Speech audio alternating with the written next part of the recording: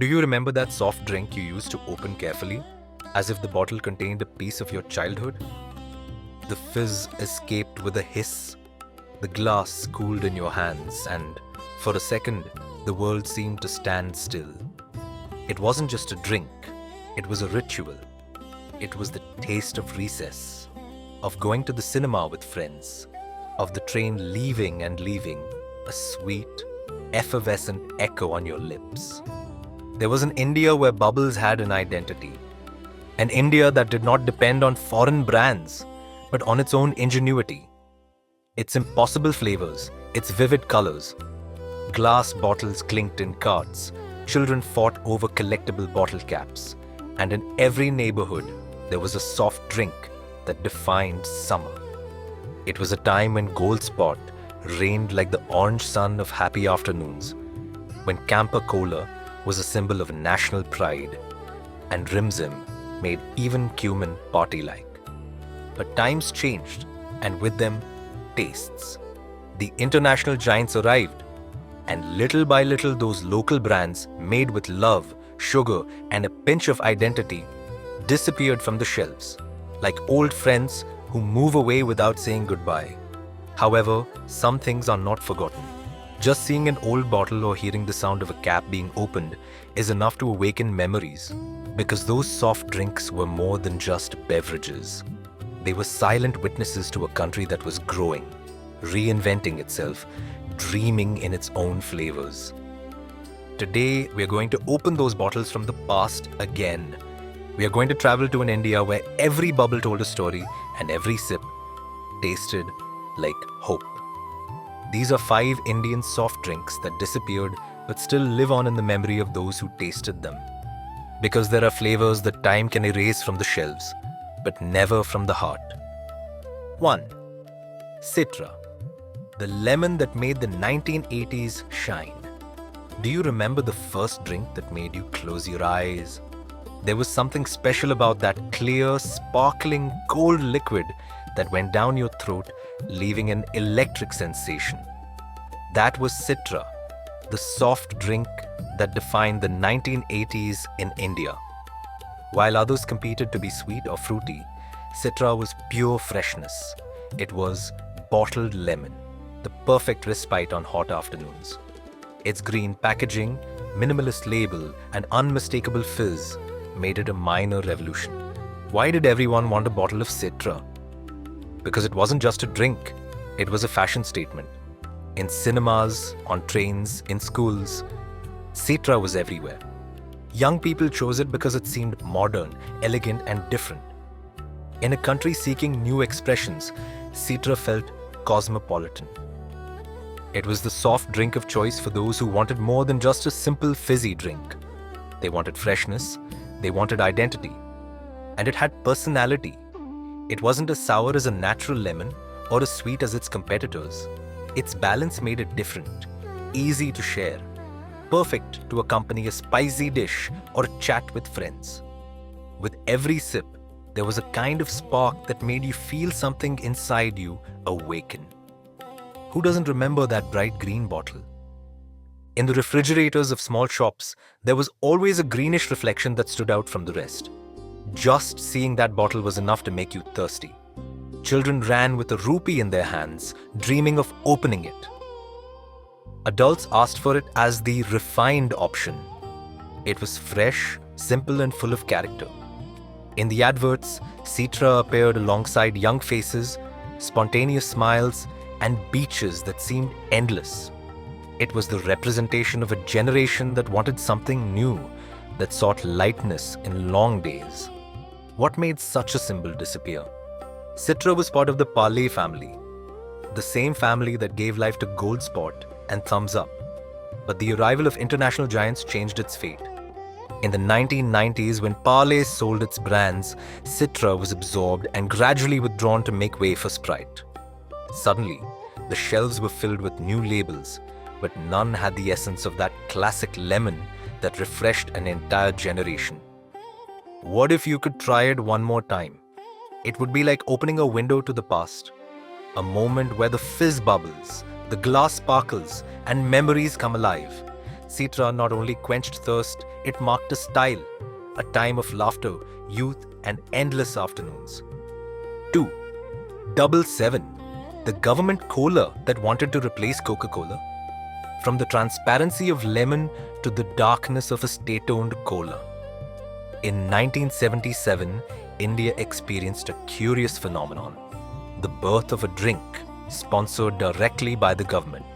Its name was 777, a cola that not only sought to quench thirst, but also to send a political message. The name referred to the year of its creation in 1977, a period fraught with change and symbolism following the end of the state of emergency and the arrival of Morarji Desai's new government. 777 was not just a soft drink. It was an attempt to fill the void left by Coca-Cola, which was forced to leave the country for refusing to cede part of its share control to Indian companies. In a nation seeking to reaffirm its economic independence, the government decided to prove that it could produce its own national version of the most famous drink on the planet. A project born of national pride. The production of 777 was taken on by Modern Food Industries, a state-owned company known for producing basic products such as bread and processed foods. The idea was clear: to create a made-in-India substitute that symbolized self-sufficiency. Its presentation was sober, with red and gold labels that evoked authority. The message was clear: this was not a commercial brand, but a state project. The government promoted 777 at fairs, train stations, and public events, presenting it as a patriotic drink.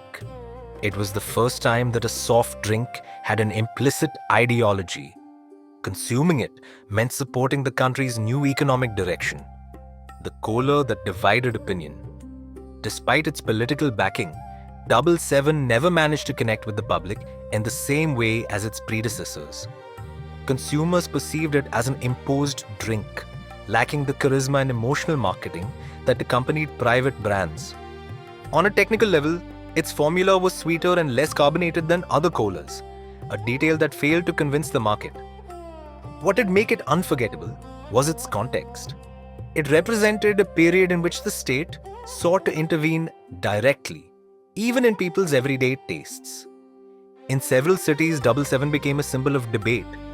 There were those who bought it out of nationalist conviction and those who avoided it because they considered it a reflection of propaganda. The simple choice of a drink became, for a time, a political gesture. The history of 777 was short-lived. In the early 1980s, with the reopening of the market and the return of multinationals, its production was reduced until it disappeared completely. It left no heirs or memorable campaigns, but it did leave a curious mark. It was the Indian government's first official cola, a product born of ideology rather than commerce. The drink that wanted to represent a nation. 777 is remembered as a bold experiment, an attempt to prove that self-sufficiency could reach the refrigerator. Its existence sums up a political moment when the country wanted to drink independence with every sip. Its life was short, but its story remains unique. The time the Indian government launched its own cola to compete with the world. Number 3. Campa Cola. Continuing with Double's cola line, we move on to the most memorable emblem, Campa Cola. Created in the late 1970s by the Pure Drinks Group, Campa Cola was India's response to Coca-Cola's departure from the country. The same company that previously bottled the American soft drink decided to produce its own national version. Thus was born a cola that not only refreshed, but also represented India's industrial independence. Its slogan, "The Great Indian Taste," became a symbol of pride. In television commercials and colorful posters, Campa Cola conveyed youth, dynamism, and confidence. It was modern, with an unmistakable sparkle and a sweet profile that became part of urban culture. The cola that united a country. During the 1970s and 1980s, Campa Cola was more than a drink. It was an institution. Its bottles appeared in cinemas, at weddings, on picnics, and on train journeys. Its distribution reached almost the entire country, from Delhi to Chennai. and its media presence rivaled that of Thumbs Up. The design of its logo, with white letters on a red background, was simple but unmistakable. The public identified it as the Indian Cola, a product that did not depend on foreign licenses. In homes, Campa was ordered in the same way as Coca-Cola, naturally and proudly. The arrival of multinationals in the early 1990s marked an irreversible change. With economic liberalization, foreign brands returned with aggressive advertising strategies and an unprecedented distribution network. Campa Cola could not compete in terms of investment or scale. Its factories closed, and the brand faded from refrigerators. What was once a symbol of self-sufficiency became a memory of the pre-globalization era. Decades later, Reliance Industries acquired the rights to Campa Cola and relaunched the brand with a new identity. The comeback generated enthusiasm and curiosity, but the reality is different. It is no longer the national leader it was in the 1970s and 1980s. Its presence is modest, and its strategy focuses more on nostalgia than on direct competition with the current giants. The current catalog includes a variety of flavors: classic cola, orange, lemon, and even an energy version, a commitment to diversity that seeks to win back a new audience. Unfortunately, the original flavor of the old Campa, with its deep sweetness and intense fizz, has been replaced by a milder, more standardized formula, adapted to modern tastes. 4. Mangola, the flavor that ushered in the era of bottled mango. No drink better represented the tropical essence of India than Mangola, a creation that changed the perception of bottled juice throughout the region. Launched in the 1950s under the Duke Company, it was one of the first brands to turn mango, India's national fruit, into a large-scale industrial product. Its proposition was clear: to offer an authentic, unadulterated pulp flavor with the thick texture and characteristic sweetness of ripe fruit. The birth of a classic. In an era dominated by carbonated soft drinks, Mangola dared to be different. It offered density rather than bubbles. It promised naturalness rather than artificial freshness. This concept was innovative and quickly won over consumers.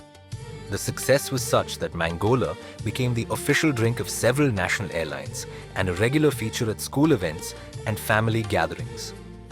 Its packaging, together with the stylized logo of a mango drop, became a visual icon, evoking summer, childhood, and simplicity. Competition was not long in coming. Brands such as Fruity and Slice would follow its model years later, perfecting the Tetra Pak format and expanding distribution, but Mangola was the pioneer. Its creaminess and natural aroma marked a turning point in the Indian fruit drink industry, a memory that ferments between nostalgia and controversy. With the arrival of new corporations in the 1990s, Mangola lost visibility. Consumers, seduced by more colorful campaigns and more modern packaging, began to relegate it to the background. Despite this, its name remained in the memory. Many Indians associate Mangola with school days, family picnics and station stalls, where a cold bottle was synonymous with simple happiness. Years later, Duke relaunched the drink under different formulas and presentations, trying to adapt to current standards of preservation and taste. Many consumers claim that the original thick, almost chewy essence, with the natural sweetness of Alfonso mango, has been lost. To talk about Mangola is to talk about the origin of an entire category, mango pulp drinks. It was the first to demonstrate that a fruit could be turned into a liquid experience without losing its identity. Its history reminds us that innovation is not always measured by longevity in the market, but by the mark it leaves on culture. And so, in this journey through the effervescent legends of India, Mangola occupies a special place, that of the pioneer that taught an entire country to drink its most beloved fruit. The penultimate name on our journey before we reach the final gem. 5. Gold Spot, India's orange sparkle. Of all the drinks that marked generations, Gold Spot occupies an irreplaceable place. Created by Parle Products in 1952, it was the orange soda that defined what it meant to refresh yourself in India. Its bright color, intense sweetness, and energetic fizz made it the emblem of a youth looking for something of their own. Something made at home. Parle's bottled pride. Parle launched Gold Spot alongside Thumbs Up and Limca, three names that marked the rise of domestic soft drinks. In the 1970s and 1980s, Gold Spot was everywhere. In cinemas, at stations, in home refrigerators. It was the local alternative to foreign dominance, a drink that didn't imitate anyone and won the hearts of the public with its energy and authenticity. The zing thing that defined an era. Its slogan, the zing thing, became part of popular culture. The adverts showed vibrant young people dancing, laughing, living with rhythm.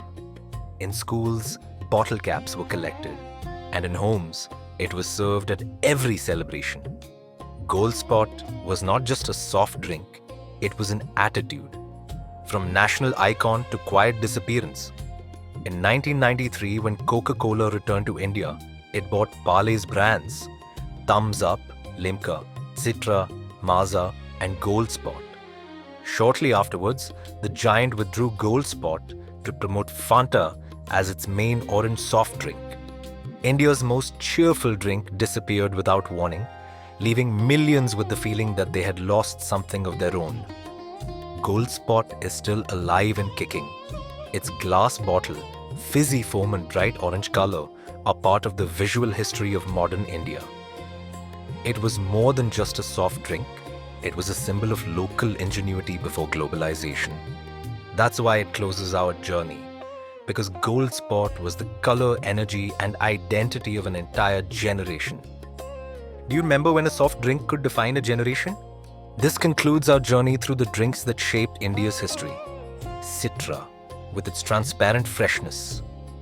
77, the cola that wanted to be the people's drink. Campa Cola, the national pride that challenged multinationals. Mangala, the pioneer of bottled mango. And Gold Spot, the orange spark that still shines in our memory. They were more than just soft drinks. They were symbols of creativity, independence, and an identity that refused to fade away. Today, their bottles no longer fill the shelves, but they continue to fill the memories of those who lived through their heyday. If you enjoyed this tour of the brands that marked an era, subscribe to the channel, activate the bell, like and share this video with someone who also remembers those times. Here we continue to revive stories that time wanted to erase, because on this channel, we are a time machine. And each video is a new opportunity to savor the past again.